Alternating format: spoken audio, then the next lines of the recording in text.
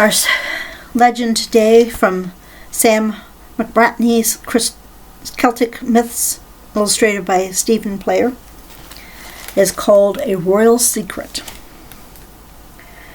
There was once a king in Ireland who had a head of the wildest hair you could imagine. When you saw him coming down the path, he looked like a wind brush on the move. His name was Larry. Honestly, that's what it says. The pronunciation of his name is Larry. I think they don't know how to pronounce it either. So we're going to just call him Larry. The hair was a torment to him in the summertime, for it kept in the heat during those long warm nights.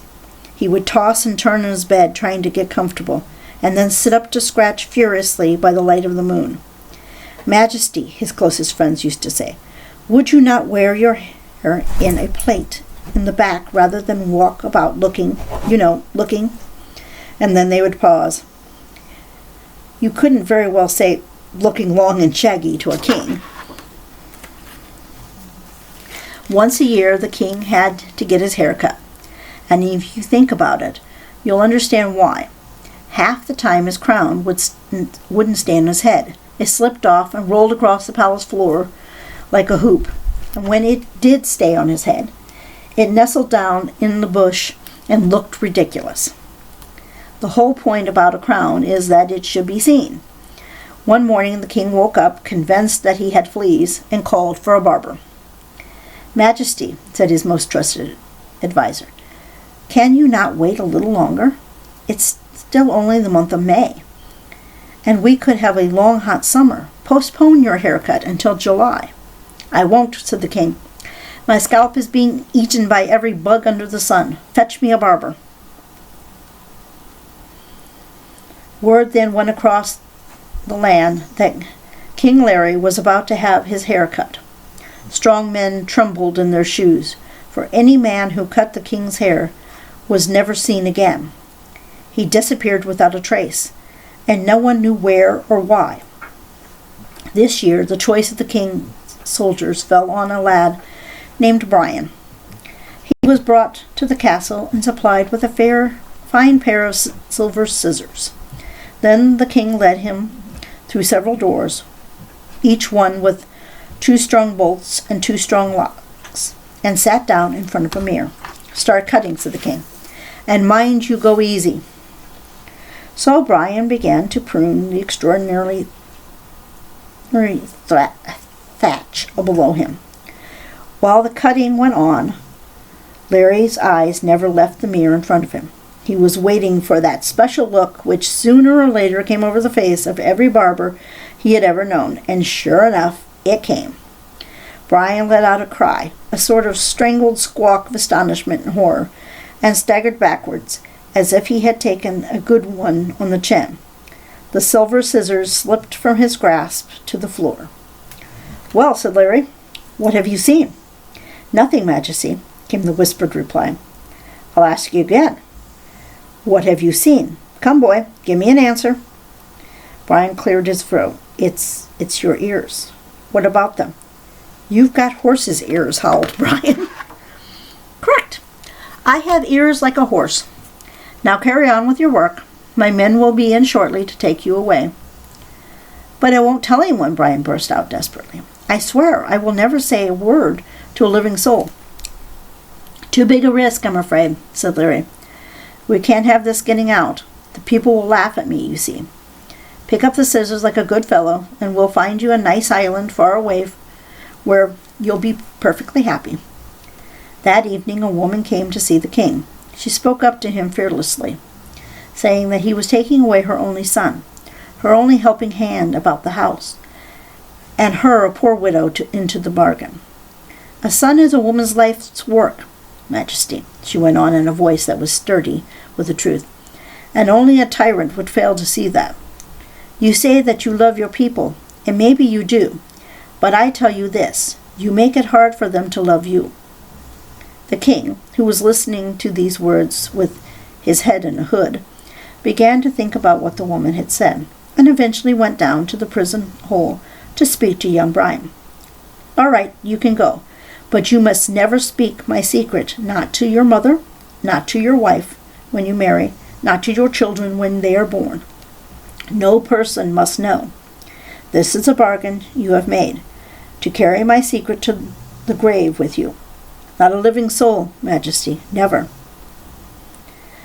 But as time went on, the secret in some mysterious way began to weigh on Brian's mind.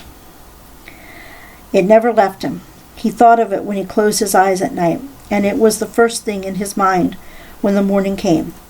He became listless and moody. At mealtimes he picked through his food without ever eating anything of substance. Soon Brian was hardly fit for a day's work, so his poor mother sent for a healer to come and look at him. The healer listened to all that Brian had to say, and began to nod. You must tell me what you know, boy, or I see no hope for you. Some secrets are too big for one person, and this is obviously one of them. You are no help, Brian complained bitterly. I have given my oath. I am honored bound.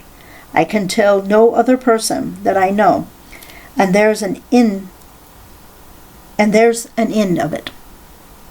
Then take your secret deep into the woods and tell it there. Stand by the tall, cracked willow tree and say aloud what you know. No living person will hear you, but you will be heard. Oh yes, you will most certainly be heard. Brian didn't like to press the healer too closely on this matter, for he took as little interest as possible in the other world of spirits. All the same, since the secret was driving him out of his mind, he decided to visit the cracked willow tree and see what happened. At first, the words wouldn't come. He could hardly get the secret out of his mouth. Excuse me. Eventually, he managed to whisper, Our King Larry, he's got ears like a horse. All at once, Brian felt as free and easy as the breeze that blew in and out of the grasses and the late summer flower. As he pranced about, full of the joy of life once more, he shouted, He's got ears like a horse, he has. Great big whoppers, horse ears, that's what he's got. Great King Larry's horsey ears. From that time forward, Brian's life was normal again, and he never had much to do with secrets from then on until his dying day. A few months after these events, a great wind began to blow, and down in the woods the leaves of the cracked willow began to rustle. The rustling spread to wild grasses growing by the streams, and was taken up by the rushes in the wetlands and by the corn growing in the cultivated fields. The people there paused, listening to the wind in the corn. It seemed to say, The king has horse ears. The king has horse ears. Well, the secret was out, but nobody dared to tell the king, who continued to wear his hair like a windbrush and itch and scratch in the royal bed, until a day came when the king's magician broke his harp and set out for the forest to cut himself a bit of wood for a new one. He chose to cut from a fine cracked willow tree that grew in the depths of the woods. The new harp was made just in time to entertain the king's guest at an important banquet. As soon as the harpist began to play, his music was sweet and mellow and pleasing to the ear, but there was something else present beside the notes that his skillful fingers plucked from the instrument. Something within the music, but not of it. A rustling blend of meadow voices whispering their little refrain, The king has horse ears, the king has horse ears. There was an uproar. People lay across the table, helpless as babies, with tears of laughter rolling down their faces. King Larry swept to his feet, truly formidable in his rage, except that he had to hold his wobbly crown on his head with one hand. The whole world seemed to be having fun at his expense, and not a thing could he do about it. Well, thought Larry, I can laugh with them, or I can cry alone. He chose to laugh. It was a strange thing, but after that night a new spirit seemed to be over the land. The exiled barbers were recalled and returned to their families. The king had a great horror of secrets now, and he governed the country openly and honestly, hiding nothing from the people, neither good news nor bad. Even in old age he would sometimes get down from his horse and have a joke with children in the country lanes. The children would run away home to their parents, shouting, We'll all have good luck. We saw King Larry's ears.